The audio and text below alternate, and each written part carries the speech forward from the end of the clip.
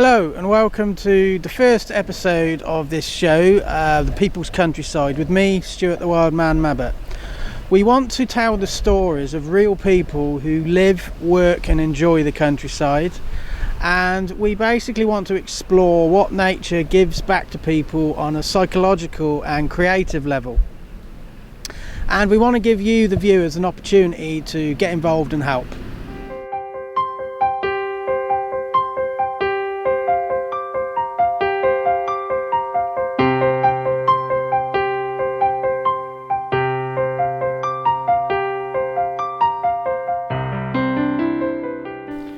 Okay, so here's my first guest on this show. Welcome, Chris Mason. Thank you very much, Stuart. What's it like to be the very first guest on this TV show? I'm honoured and privileged, and thank you for asking. No problem. Well, now, anybody who don't know, Chris Mason is a leading voice in swift conservation in Oxfordshire. Oh, Chris, what are swifts for anybody who don't know? They're migrant birds, first of all, so they arrive here in May and they're only with us for 3 months or a few weeks more, and they come here solely to breed and then they return to Africa in August. Which part of Africa? They move around a lot. They're totally aerial birds except when they're nesting. Right. So they feed only on insects, and when they're in Africa they go where the insects are. They've been recorded in southern Africa, as far as south as South Africa, Mozambique, but they spend a lot of time over the rainforests, obviously, where there's a lot of good insect feeding. Have they been had like radio tracking to know this, or? They've been ringing these birds for a long time. Young ones in the Oxford Natural History Museum have been ringed for many years, but they didn't ever recover very many, and they only learned a limited amount from that. They've now started using geolocators on a few selected birds, not too many, and that's what's enabled them to establish that they are so mobile and that they do spend all this time over the best insect eating areas, feeding areas. So, you know, nature is a vast subject. What attracted you to swifts? You could have picked anything, but why swifts? Well, I've always been a bird watcher since I was a boy. My dad got me interested in that. But then about when I got retired, a few people and a few events actually got me particularly interested in swifts. In one place, a friend was able to save a swift colony that might have been lost to building work. Another friend came over and helped me put swift boxes in the church tower, and then I began to learn that swift numbers were going down and some of the reasons why this was happening. And at the same time I found out about the Cherwell Council and its biodiversity action plan, and I was partly instrumental in them including in that a clause or a sentence or two about swifts and the fact that they would record and try to protect swift nest sites. And I said, well, if you're going to do that, then I'll help you. So why are they so special? I think I'm keen on most wildlife, and I think we should be looking after and conserving wildlife, whatever. But I mean, swifts are wonderful birds. They are part of our environment, especially our towns and villages. Lots of people I know, since I've been involved in this project, look out for the swift at the beginning of May when they arrive. They note down the date, and they spend their summer evenings listening to them, watching them scream around the rooftops. They're magical birds, and they're uplifting. People enjoy having them, they appreciate them, and the numbers are going down, and I think there are things that we can do about it. But, you know, we got viewers out here, many thousands hopefully, so what can you say to make these viewers that are watching us now actually be bothered to do something to help? I mean, why should the viewers be bothered whether the swifts survive or not? Well, as I say, I think we should be bothered about all wildlife. I think we can do something about swifts, and I think that people, as I get older and my friends get older, and I realise that they do spend time watching and listening and looking out for birds, and I think that not only have we a responsibility to look after them, but I think they add to people's pleasures, and we do, and other people do enjoy them greatly. So what do swifts need? What do we need to provide for them to bring them in? Swifts are urban birds, really. They live in our villages and towns. There are very few now that live in the countryside in natural nest places where they used to nest. So they need spaces and places in our homes. They're not easy to spot, the nest places. Unlike house martins and swallows, they don't build a nest which you can see from the outside. They need a little nook or cranny or crevice in a building. Right. And one of the things that's happened with swifts over the years is that properties get improved, maintained, and new ones are much better insulated and don't provide the necessary little places for them. So I encourage people to look out to see if there are swifts around near where they live, and if there are, to encourage other people to notice them and enjoy them and be swift friendly if they have to do work. But I also know you've got this sort of campaign running with churches, trying to get more swifts using churches. Yes. Tell us about the church idea. Well, swifts didn't used to nest in buildings. Originally they nested in trees and cliffs and natural places, and they've linked up with man as we've started making suitable places for them to nest. And I'm sure churches were one of the very first places. Churches and castles and other big buildings were one of the first places that swifts started to use. They've been using churches for thousands of years. Nowadays, like other buildings, churches have to be repaired and maintained. But I'm glad to say that the Diocese of Oxford has been very encouraging to me about, okay, we'll look after swifts with churches in them. We'll look after churches that have nesting swifts if you let us know where they are, and we will, if we have to do work, we'll try to be swift friendly. And if we can, we'll do other things for swift in churches where we're doing major restoration work. So this could be spread right across the country then, really? I'm hoping that we can make enough of the link we have with the Oxford Diocese to publicise it and for other dioceses to copy it. Yeah. Okay, now I want to spin this to you now. I said what drives you, but on an emotional level, why do you care emotionally that this project is a success as a human being?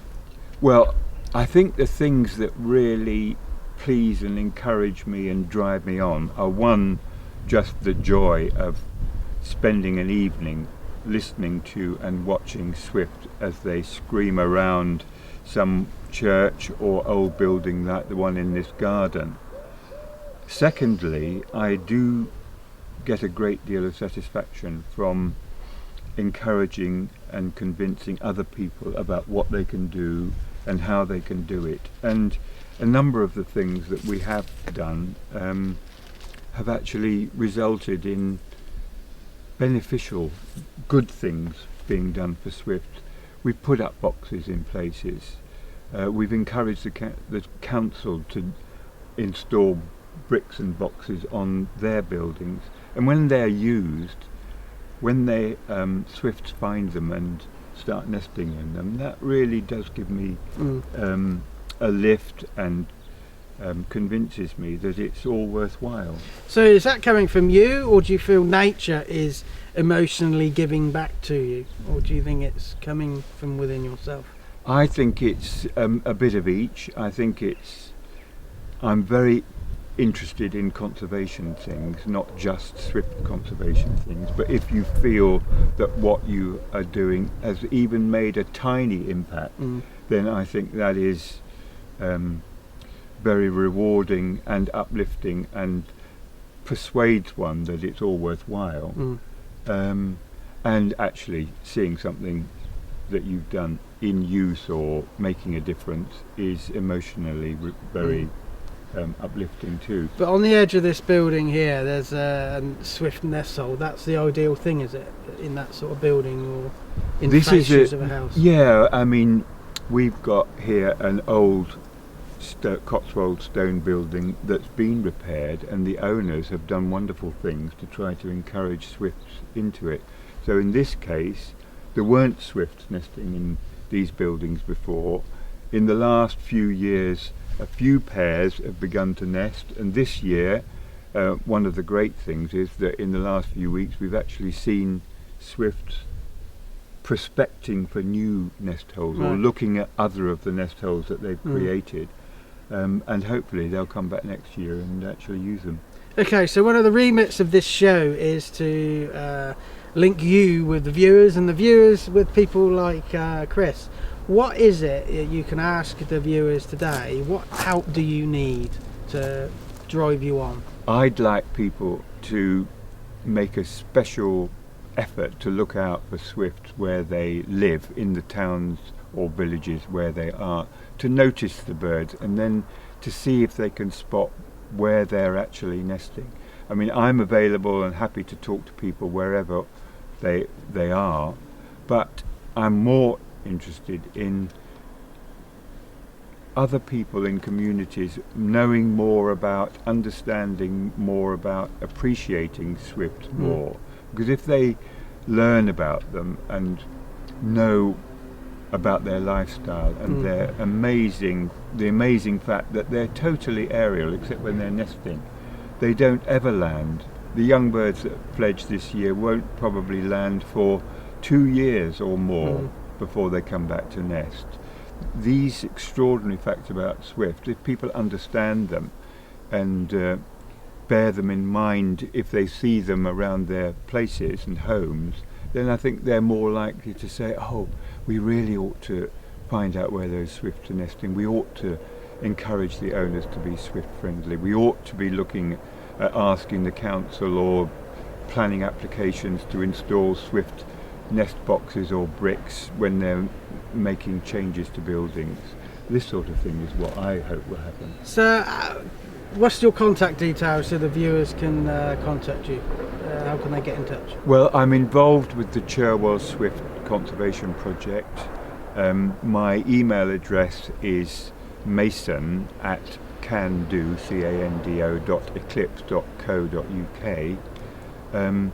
But if you Google Cherwell Swifts, I'm sure you'll find my details easily, and you can go onto the Cherwell District Council website and find information about me as well. Okay. Well, thanks for being the first guest. The Wildman is now going to go to a different part of Oxfordshire. We're in Kirknington at the moment, which is sort of North Oxfordshire, getting that way. We're going to go just outside Oxford city centre, and we're going to meet somebody else who's I think is rather interesting. But thanks for coming on. Good. And thank you, Stuart. Off we go.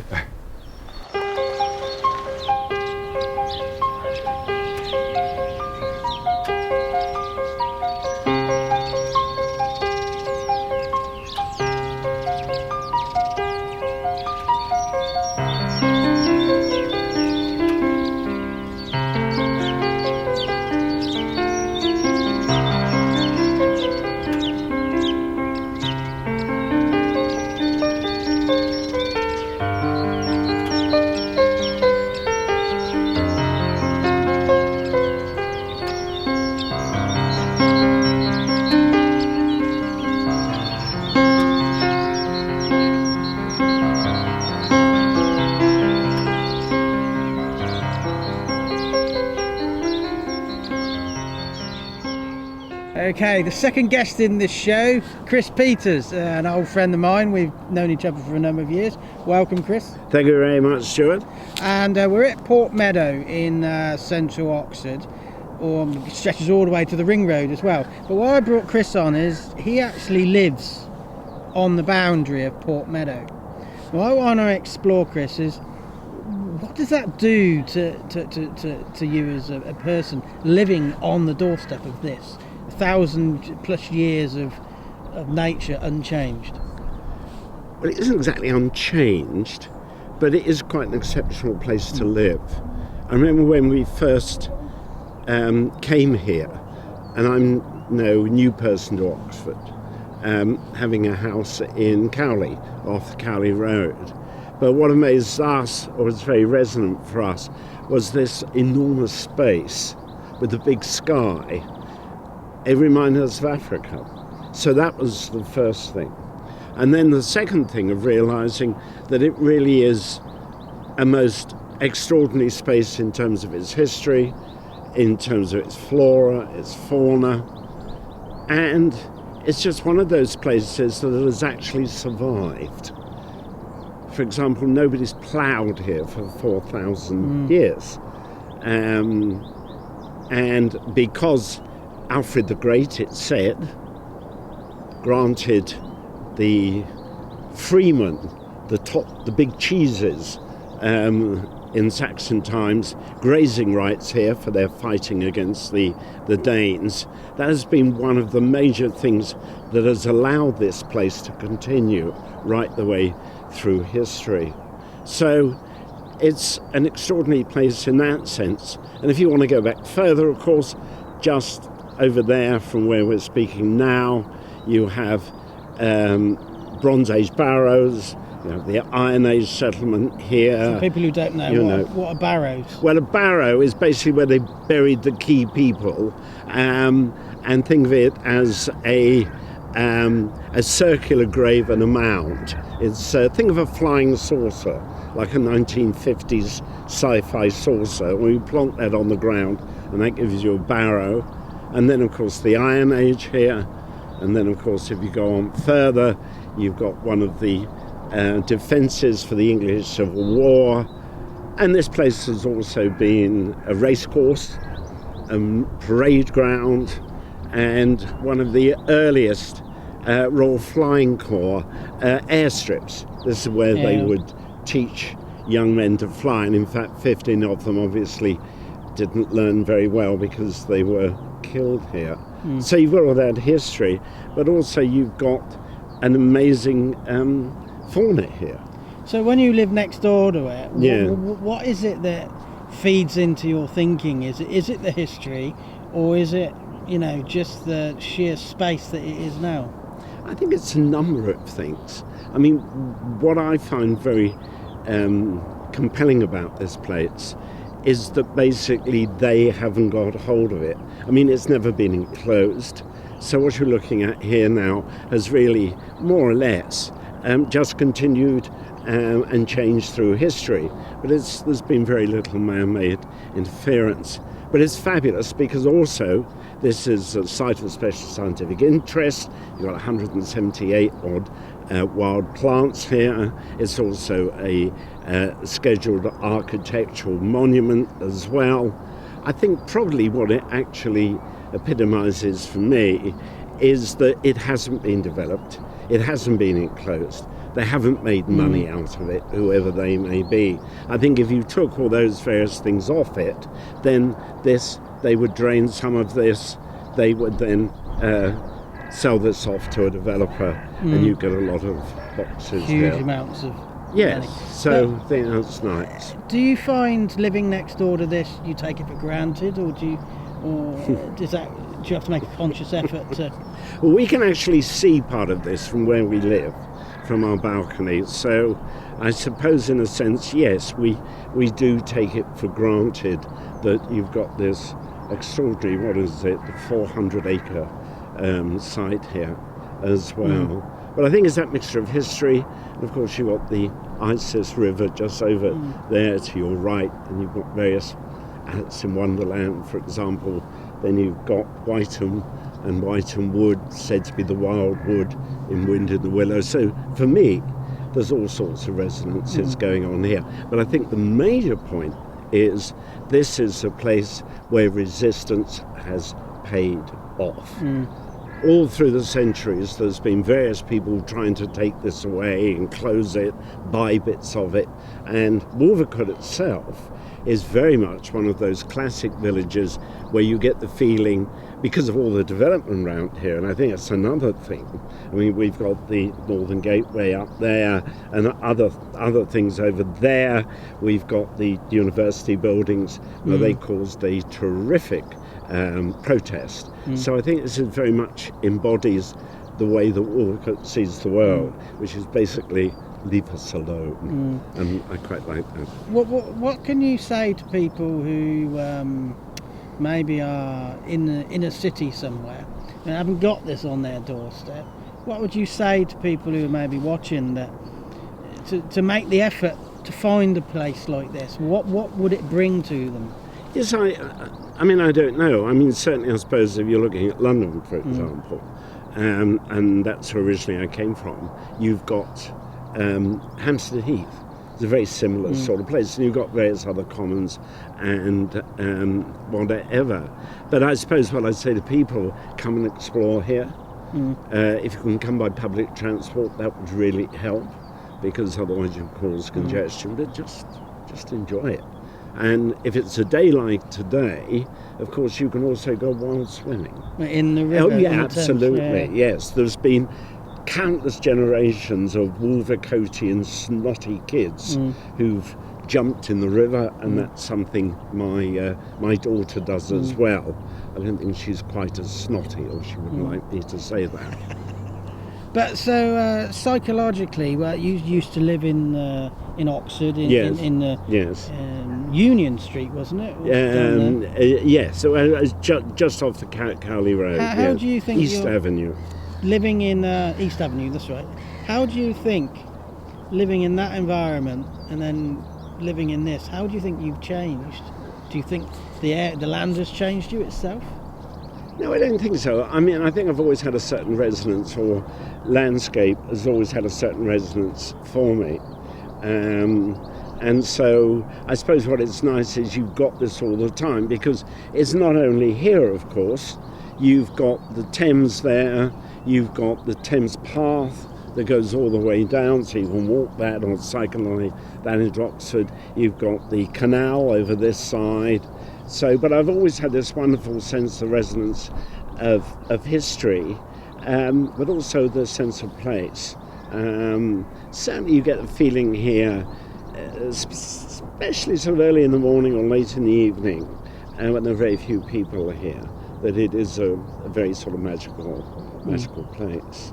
But in terms of, do I go to these places more often? Yes, obviously, because I'm just round the corner. So, you do walking tours in the city I do, centre. for my sins now, yes. Would you encourage tourists and people Oh, God, to yes, come here? absolutely. I mean, one of the things that I used to, I haven't done because the walking thing is taking up so much of my time, is actually do cycling tours as well here. So you go down through Jericho, up and round, along the Thames path and down back into Oxford along the Oxford Canal. So that's another thing. In terms of actually taking people walking here, I, unless they are the type, it's quite, it doesn't have that immediacy. If they were very much people who felt they were in tune with the environment or wanted to be, that's a very different thing. But I've taken all sorts. I took a wonderful hen party on cycles. They were all doctors. It was about 20 female doctors, all right, who took most of their clothes off and just jumped in the river. And I sat there with the G&T thinking, this is fabulous.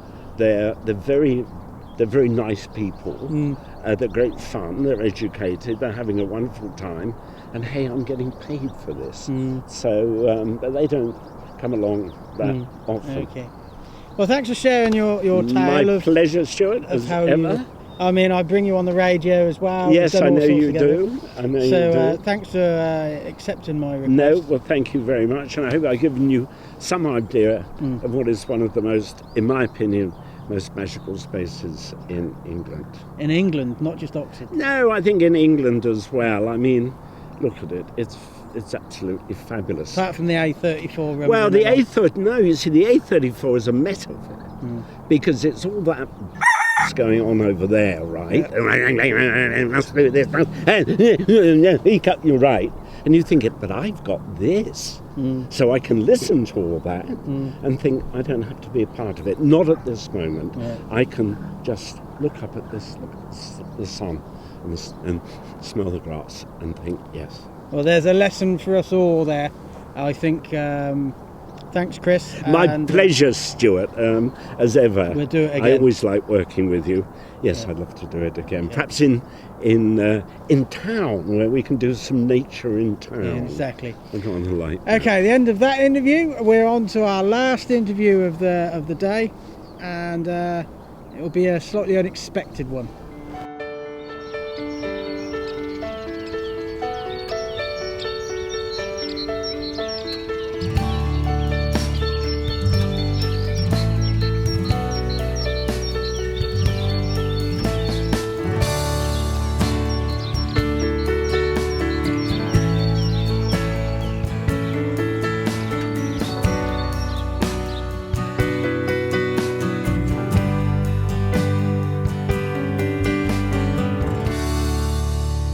Okay, final interview of the day. I've come over to South Oxfordshire, Didcot Railway Museum, and in this piece I just want to explore actually opening our eyes and our senses to the nature we're walking past on a daily basis.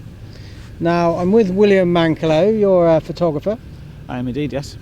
And William's inviting us into the Didcot Railway Museum, and this place is full of nature. Most people are coming to see the trains, but I've just walked up the railway line and I've just seen huge amounts of things in flower all the way along the line. But tell us about your work here, William, with photography at the centre. Well, there's no actual work. I don't necessarily work for the centre itself, but it's a place I come quite often to photograph because there is so much around here to capture, isn't there? You've got the main shed just over there, which has got all the old steam trains in it. You've got the branch line, which runs behind us here. And what's also great about this centre is that even though it's a historical place, you're right in the centre of the live railway here. So you'll get the main line. I'm sure you might pick it up every so often. There's a train running on the main line behind us. So yeah. Now, with your style of photography, you photograph objects, people, places, but you record the settings they're in. So say for example you were doing a railway photography, you would take photographs of the countryside or the buildings around it. It's a historical document. Yeah. I mean, why did you get into that? Well, I find it quite important to not only say for the railway photography, it's not only to capture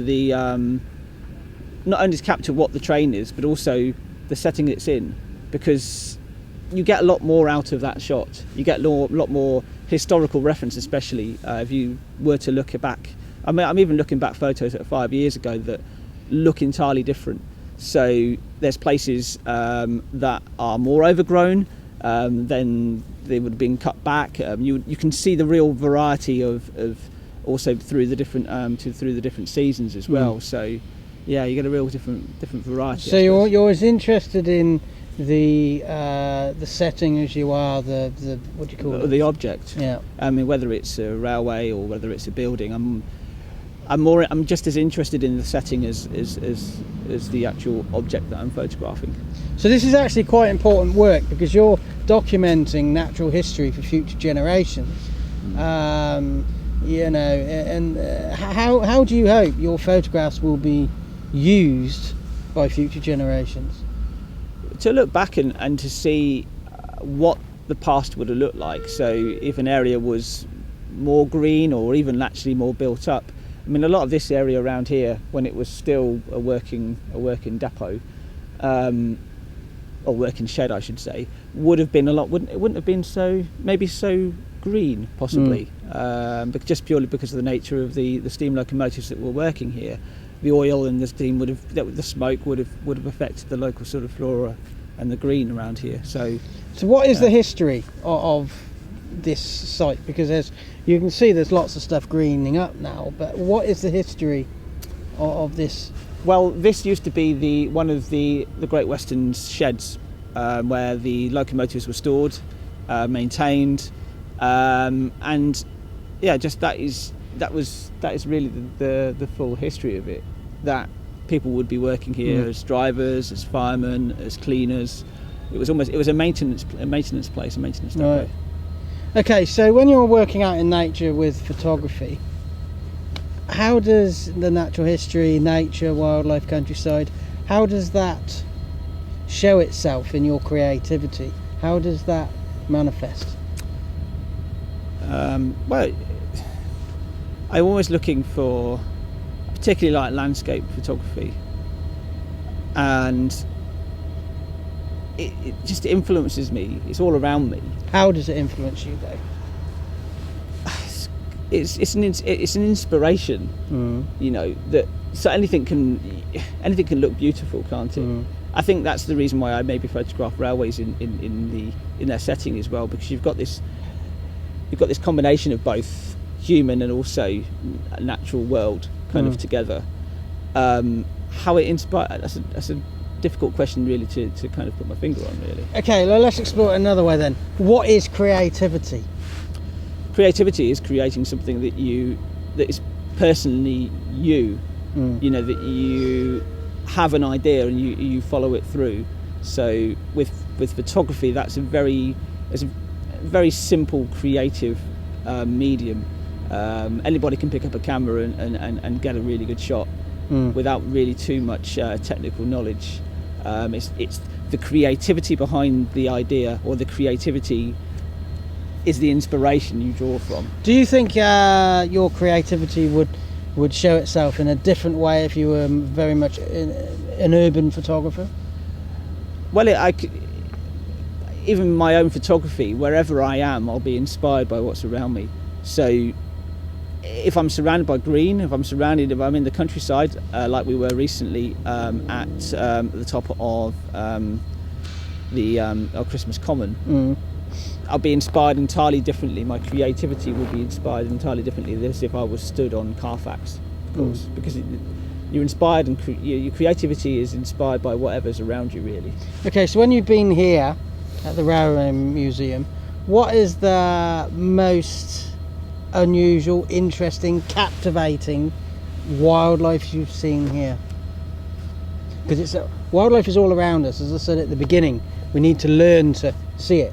Yeah, the captivating, maybe not unusual, but captivating. You do quite often get the red kite flying over here. We saw some earlier as we were walking through, didn't we? I think that's probably the most captivating, I could say. And that sort of takes us back 100 years, because they were extinct, you know, for much of the 1900s. And it's lovely to see them back, isn't it, in the numbers that they're in. I walked down this railway line and I saw liverworts, willow herb, thistles and herb robert, all growing out of the railway line. Now, when we look down here, there's all this hawkweed and other stuff and growing, but it's the stuff actually that's tucked away that I find the most interesting, that nobody's noticing. The liverworts, you know, it's just a carpet of green all the way along the railway lines. But what about outside of the railway centre? What's the most, when you've been doing your photography, the most unusual bit of wildlife experience, something that sticks in your mind? There's several that kind of stick in my mind. I think the most unusual, well, it's difficult to say really. I had a heron fly, almost chopped my head off. That was one. I think that was more a surprise. The most unusual was when I came across an otter in Hinksey Park, just purely by chance. It was a bit lame as well. Yeah. Kind of walking through the park, and there was something that resembled, at the distance, it resembled a cat, and I thought it can't be a cat, it's far too long, and it was hobbling a little bit, and yeah, it was an otter. That was. Right. I was able to get a couple of photos of it just to prove it was there. I don't think a lot of people really believed me that there was an otter in the middle of Oxford. I remember you sent me a text about that, and I said, don't tell too many people, tell the right people. Yeah, exactly. You know, but to finish off, this is your opportunity to ask our audience for some help.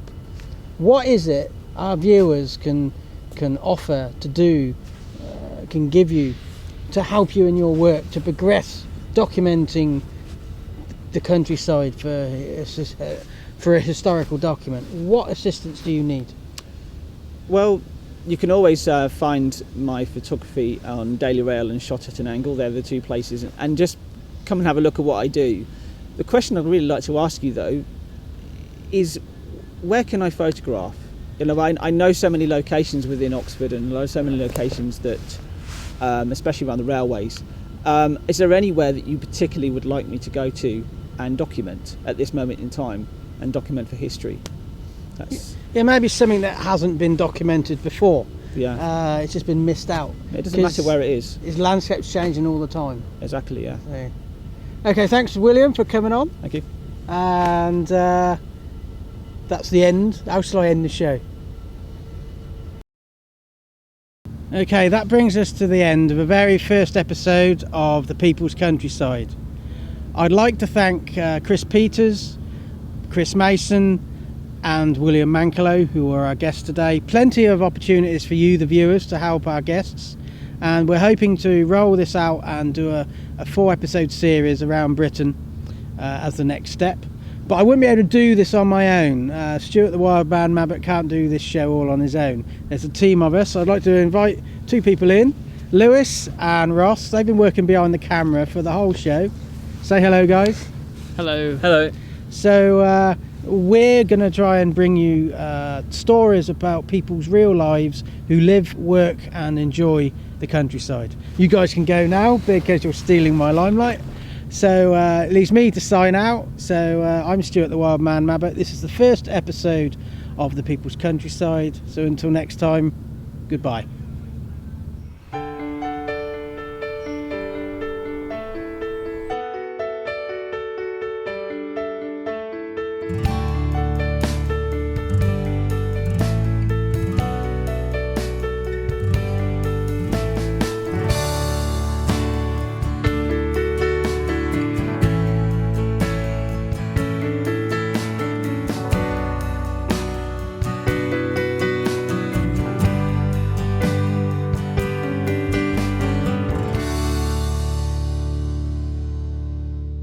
Well, we hope you enjoyed that first pilot episode of The People's Countryside. We hope to roll out an entire 4-episode series via a crowdfunding campaign on Kickstarter.